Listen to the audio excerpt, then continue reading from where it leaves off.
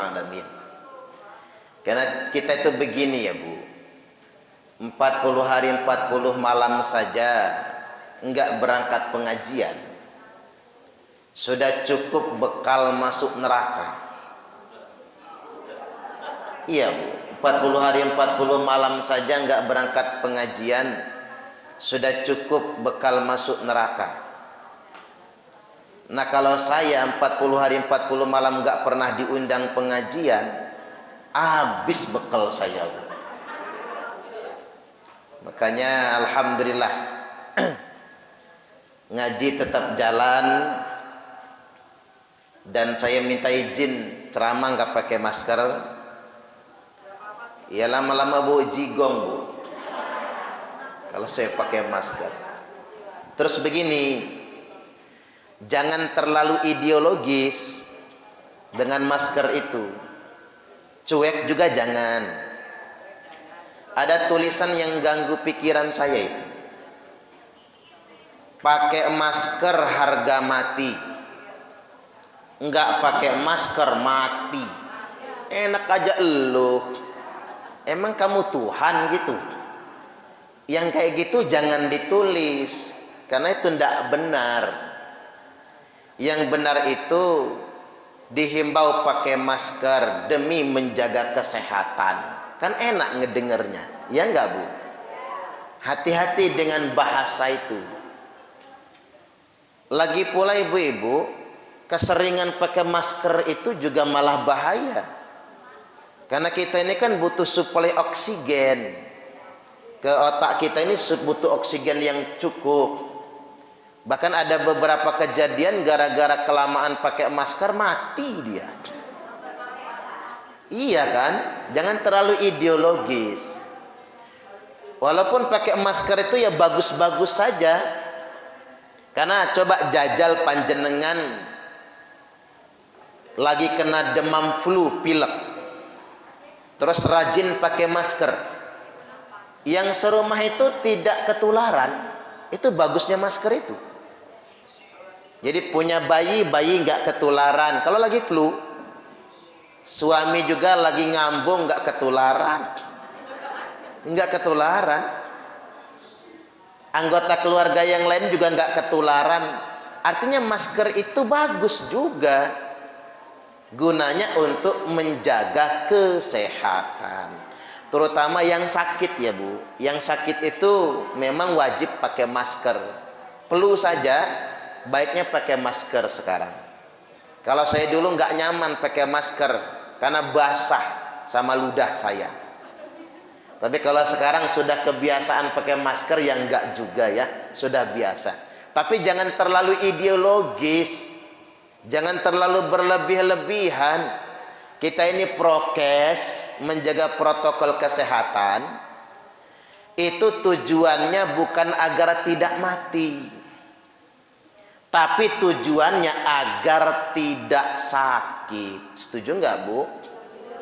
Jangan salah ideologinya, jangan salah keimanannya. Karena mati itu ajal, enggak mesti nunggu sakit, enggak mesti kena COVID. Mati itu ajal.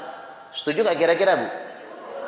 Ada jamaah pengajian saya enggak pernah kelihatan masa pandemi ini, di rumah saja. Sampai saya telepon Pak Haji, kata saya, kemana aja nggak kelihatan. Oi, stay at home, kata dia. Meneng nang omah. Kan boleh sholat di rumah karena masa pandemi. Oke, nggak apa-apa, kata saya. Seminggu kemudian Bu, istrinya telepon, Ustadz mohon dimaafkan, suami saya sudah meninggal dunia. Nah mati juga dia ya. Emang kena COVID, kata saya. Yang enggak, kata dia, karena di rumah saja enggak kena COVID, cuma kena serangan jantung. Gara-garanya apa? Kegemukan. Di rumah makan aja kerjaannya itu. Artinya kalau mau mati ya mati Bu. Betul enggak kira-kira? Jadi jangan salah ideologinya. Kita ini prokes, menjaga kesehatan itu tujuannya agar tidak sakit, bukan agar tidak mati. Kan kalau sakit nggak enak, betul nggak kira-kira? Saya berterima kasihlah sama corona ini. Pertama, gara-gara corona istri saya positif kan. Ingat nggak tahun lalu, Bu? Tahun lalu yang stay at home itu. Woi, pening pala saya, nggak ada yang undang saya ceramah itu. Ada 2 bulanan itu ya. Ramadan 2020 itu. Positif akhirnya. Rezeki yang lain datang. Makasih juga. Dan saya ini heran, Bu. Sudah 2 tahun lebih saya nggak pernah kena pilek. Bingung, saya dulunya sering betul kena pilek. Oh, ternyata karena saking rajinnya minum vitamin ya. Jadi kita tahu sekarang itu rajin minum vitaminnya gara-gara corona inilah. Jadi rajin minum vitamin dan lain sebagainya. Ya tetap ada hikmahnya. Tapi ingat sekali lagi jangan berlebih-lebihan. Karena mati itu ajal. Kita punya kesempatan ikhtiar untuk menjaga kesehatan. La ba'sa bil ghina limanit taqwa. Tidak mengapa orang bertakwa itu kaya. Hanya saja as-sihatu limanit taqa khairum minal ghina. Tapi sehat bagi orang yang bertakwa itu lebih baik daripada kaya. Betul enggak, Bu? Sehat lebih baik daripada kaya. Sugih tapi penyakitan enggak enak. Melarat tapi sehat enak aja. Cuman agak pening. Tapi nek sugih campur sehat, alhamdulillah. Ada orang sugih kaya raya, rumahnya mewah, fasilitas lengkap, mobil banyak, tapi penyakitan. Makan nasi takut. Yang takut makan nasi ngacung. Saya pengen tahu orangnya. Enggak ada ya. Makan nasi takut, sambal takut, daging kambing takut, iwa asin takut, sayur santan takut, makan cuman tiwul. Zaman biyen, Bu, yang makan tiwul itu orang yang nggak kebeli beras, iya apa ya? Karena nggak kebeli beras, ngirit, maka makannya tiwul dan gatot. Kan gatot ya, Bu, namanya ya. Saya ingat masih kecil soalnya, kok makan pakai tiwul, ternyata berasnya cuman dimakan untuk malam saja. Pagi sama siang tiwul, ngirit beras. Zaman sekarang yang makan tiwul orang kaya semua. Zaman sekarang ini, zaman dulu yang nggak kebeli beras, zaman sekarang orang kaya. Karena penyakitan, takut. Nah, di samping rumah orang kaya ada orang melarat. Rumahnya aja geribik, lantai tanah, atap bocor. Tapi kalau makan sekali makan 3 piring. Emang enak gitu ya? Oh enggak ya. Sekali makan 3 piring. Sayur nangka santan, lauknya ikan asin, sambal terasi pedas, lalapnya triple, pete, jengkol, jaling.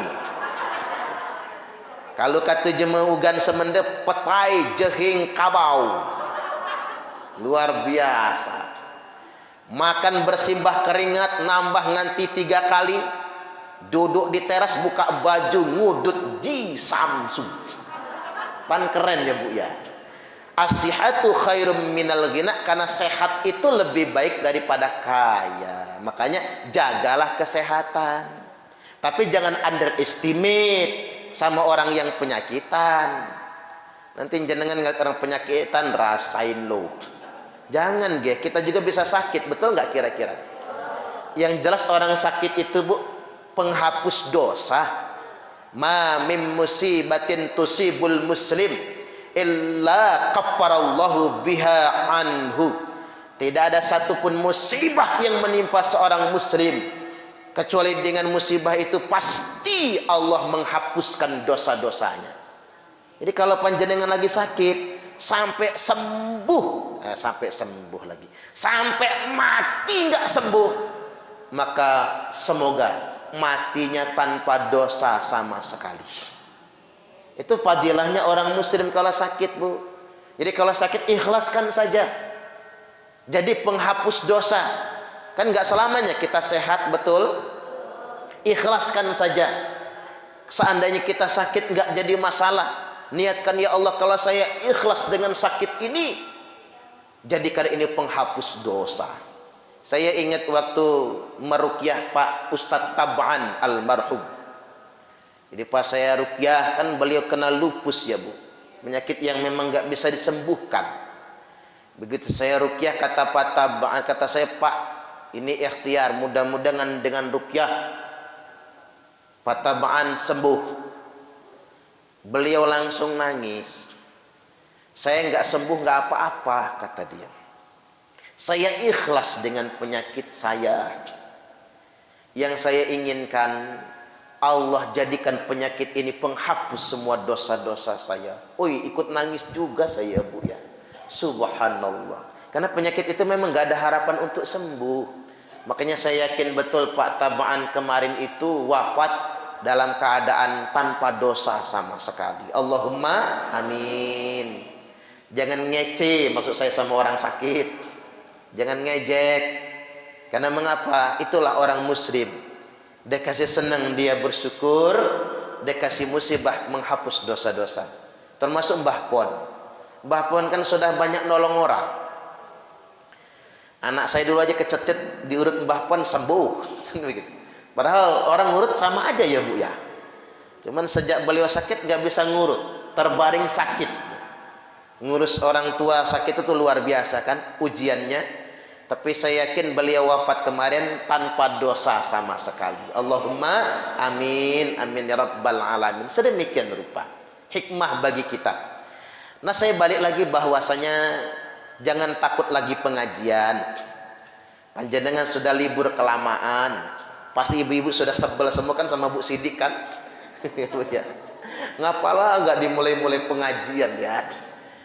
Jadi nggak usah khawatir. Corona ini begini, Bu. Corona ini nggak bisa disembuhkan. Karena corona ini nggak ada obatnya, maksud saya. Corona ini ada penyakitnya, virus namanya ya. Virus corona ini sampai hari ini nggak ada obatnya. Yang ada cuman vaksin. Orang yang sudah vaksin pun belum tentu kebal. Masih mungkin kena, maksud saya begitu. Tetapi Islam itu punya teori loh, Bu. Likulli da'in dawaun. Tiap penyakit pasti ada obat. Maksud saya apa? Sesuatu yang tidak diketemukan obatnya di luar, maka obatnya ada dalam tubuh kita sendiri. Makanya corona ini karena nggak ada obatnya di luar, maka obatnya di dalam diri kita sendiri. Apa namanya? Imun. Daya tahan tubuh. Untuk menguatkan imun gimana caranya? Minum vitamin C, minum vitamin multimineral, konsumsi jahe, daun sungkai, apalagi, Bu? Madu, habatu sauda, apa yang jenengan kejangkau lah. Apa yang jenengan hobinya, apa yang jenengan sukanya, itu memang bukan obat, tapi membantu daya tahan tubuh. Jadi kalau virusnya masuk, yang ngelawan apa? Bukan obat. Yang melawan daya tahan tubuh kita sendiri. Jadi kalau terkena virus, nggak usah repot-repot mikirin obat. Yang penting kuatkan daya tahan tubuh kita sendiri. Dan perlu diingat, daya tahan tubuh bukan cuma karena konsumsi vitamin, bukan cuma makanan. Tapi daya tahan tubuh tergantung hati dan pikiran. Al-wahmu nisfudda, cemas, khawatir, panik separuh dari penyakit. Makanya banyak, Bu, orang yang kena Covid bawa ke rumah sakit, pulang tinggal nama. Mengapa? Karena ketakutan. Di sana nggak ada yang nemenin, nggak ada bini yang ngelus-ngelus. Nggak ada yang laki yang mijitin, keluarga nggak ada, dokternya say hello dari pintu, perawatnya nggak mau mendekat, stres, cepet matinya. Makanya di rumah aja, Bu, stay at home ya, nggak usah kesono-sono, penyakit semua rumah sakit tuh. Karena tekanan. Makanya penyebab penyakit itu kata dokter bukan makanan. Penyebab penyakit itu pikiran. Dan pikiran yang paling membebani adalah cicilan. Makanya yang paling banyak kena COVID itu yang banyak cicilan lah sebenarnya. Kalau yang nggak punya cicilan malah santai saja. Jangan bebani hati dan pikiran kita. Lapangkan. Hidup ini bersyukur aja ya Bu ya. Yang punya kita, yang punya orang ya terserah Allah punya dia kok. Orang sudah punya rezekinya masing-masing. Setuju nggak kira-kira? Capek lah mikirin punya orang mah. Tetangga beli kulkas panas, tetangga beli ceret mencret, tetangga nambah kalung bingung, tetangga beli motor gemeter, tetangga ganti mobil menggigil. Capek mikirin nikmat orang, syukur yang punya kita. Di atas langit pasti ada langit, betul? Kita kaya hari ini, besok banyak yang lebih kaya dari kita. Rumah kita gede hari ini, besok banyak yang lebih gede dari rumah kita. Betul nggak kira-kira? Nah, nyaman-nyamankan saja hidup ini, jadi orang bersyukur. Nah, kalau lagi lebih, berbagi dengan sesama. Setuju Bu? Nah, ini masa pandemi, saatnya kita berbagi. Ada guyonan tuh. Orang sekarang gara-gara COVID pinter bahasa Inggris. Padahal nggak pernah sekolah. Stay at home. Menang nang omah. Nggak pernah sekolah itu Bu. Homeschooling, sekolah dari rumah. Ngajar dari rumah, home teaching. Kerja dari rumah, home working atau work from home. Ngomongnya susah bener Bu. Buruh harian di rumah kan nggak digaji, home pimpa, alaihum gambreng. Nah yang home pimpa ini yang harus kita tolong. Saatnya yang bergaji itu berbagi. Saatnya yang berada memberi. Jangan cuma nabung terus. Kelongin dulu tabungannya itu, kasih tetangga, kasih sesama, kasih keluarga. Setuju gak kira-kira? Jangan setuju aja tapi pelit, jangan. Mana kosot sodakotum mimmal. Sodakoh itu tidak mengurangi harta. Nggak ada orang bangkrut gara-gara sedekah.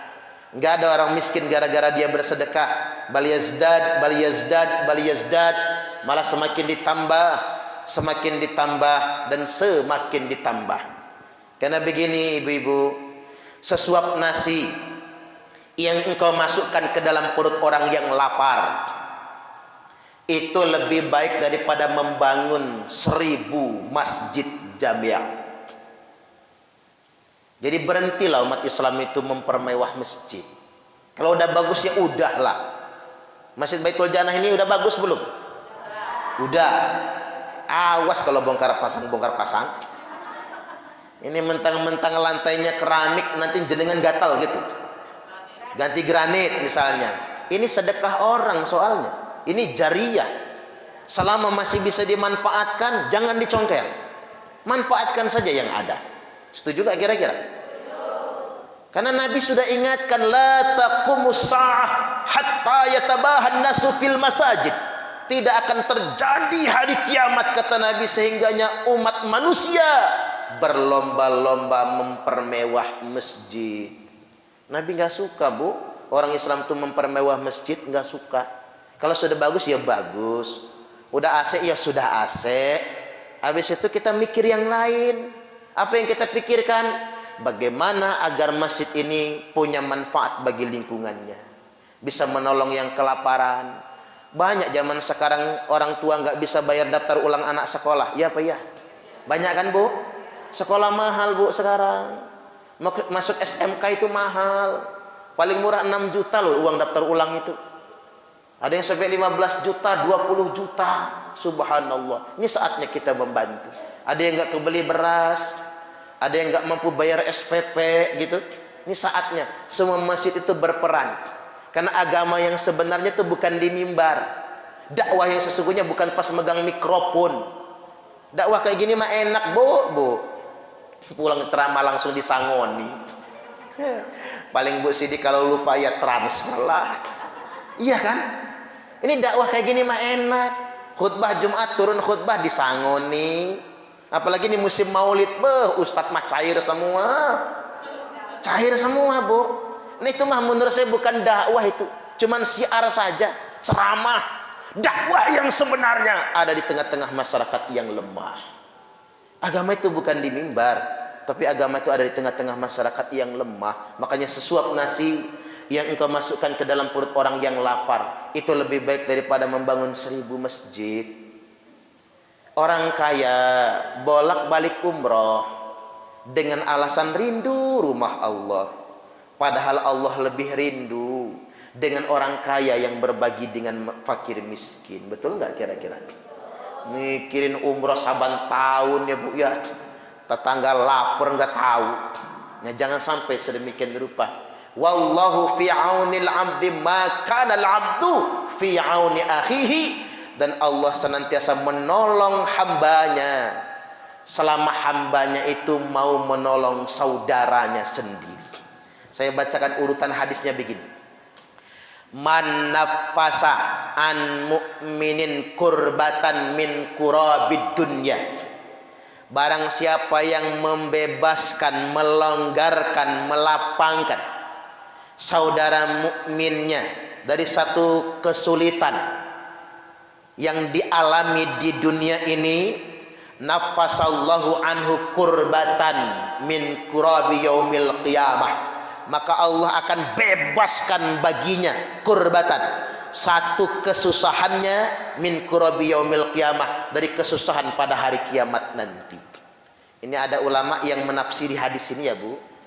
Barang siapa yang membebaskan hutang saudara muslimnya yang sedang terhimpit hutang, maka di akhirat nanti beban dia akan dibebaskan oleh Allah juga. Ini maksudnya utang makan minum ya Bu. Kalau utang cicilan mobil mah bukan urusan kita. Saya ingin kasih tahu, berhutang itu hukumnya mubah. Menghutangi hukumnya sunnah. Makanya ibu-ibu yang suka menghutangi tetangga, pahalanya banyak banget. Tapi awas jangan geruduk rumah saya loh. Nanti ibu-ibu kata Pak Parman menghutangi sunnah, ke rumah saya semua nantinya Bu. Gimana cara itu kira-kira? Tak ulang ya. Berhutang itu hukumnya mubah. Mubah itu apa? Boleh-boleh saja. Menghutangi hukumnya sunnah.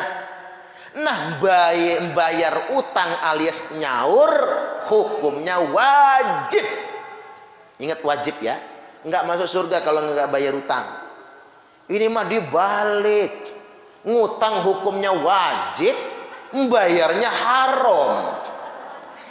Dipanggil pura-pura budak, diingetin pura-pura lupa. Ada orangnya enggak ya? Yang mana orangnya? Oh enggak ada. Artinya sedemikian rupa hukum ini begitu. Tapi nek iso kalau bisa hutang orang lain kita bebaskan, selama itu hutang prinsip, mungkin untuk anak sekolah, untuk makan minum, tidak apa-apa, itu bagus. Pahalanya gede banget. Makanya Bapak Ibu membayari hutang orang lain itu pahalanya besar. Selamat hidupnya di dunia sampai akhirat nanti. Allahumma amin. Ini bagi para dermawan yang suka membayarkan hutang orang lain. Kemudian yang berikutnya, wa may yassara ala mu'sirin yasarallahu alaihi fid dunya wal akhirah. Barang siapa yang memudahkan ala mu'sirin, orang yang sedang dalam urusan yang sulit, terutama yang berurusan sama kita ya Bu. Orang ada urusan sama kita sulit, mudahkan. Janji Allah, yang memudahkan urusan orang lain, maka urusan dunianya akan dimudahkan Allah, urusan akhiratnya pun akan dimudahkan oleh Allah. Makanya ibu-ibu kalau lagi berurusan sama saya, yakin mudah, nggak akan tak sulitin. Tapi urusan apa ya Bu ya? Kira-kira. Betul ibu-ibu kalau lagi berurusan sama saya tak mudahin. Sama tetangga lagi berurusan sama kita, mudah kan? Jangan dipersulit. Terutama pejabat, Pak Lurah, warga lagi berurusan, mudah kan dong. Ini mah enggak, kalau enggak gocap enggak diurus nih, misalnya. Karena pejabat itu sudah digaji soalnya, ya enggak kira-kira? Ini kalau enggak ada duit enggak licin urusan. Padahal orang lagi susah. Kan saya sering sedih loh Bu. Ada orang yang memang sedang susah, sedang payah, sedang berurusan sama oknum-oknum lah. Tapi kalau nggak keluar duit, urusannya nggak dimudahkan. Hatinya di mana sih? Kan betul ya Bu ya? Hatinya kemana? Itu kan orang susah. Jangan kamu peras juga. Jangan kamu injak juga. Mudahkan urusannya. Nggak rugi kok nolong orang itu, betul nggak Bu? Nggak rugi. Kalau kita mudahkan urusan orang lain, urusan kita dunia sampai akhirat akan dimudahkan oleh Allah Subhanahu wa taala. Wa man satara musliman satarahullahu fid dunya wal akhirah, dan barang siapa yang menutup aib saudaranya sendiri, maka Allah akan tutup aibnya dunia sampai akhirat. Makanya ibu-ibu, kalau kita tahu tetangga kita ada aib, tutup, cukup kita yang tahu. Enggak usah nyampe ke Bu Sidik. Nyampe ke Bu Sidik, Masya Allah, pangeh betul ya Bu ya. Kemudian yang berikutnya, wallahu fi aunil abdi ma kana al abdu fi auni akhihi, dan Allah terus menolong hambanya selama hambanya mau menolong saudaranya. Berbahagialah yang suka bersedekah, berbahagialah yang sedekah berbagi, karena Allah sedang mengijabah doa orang-orang yang lemah melalui uluran tangannya. Itu makanya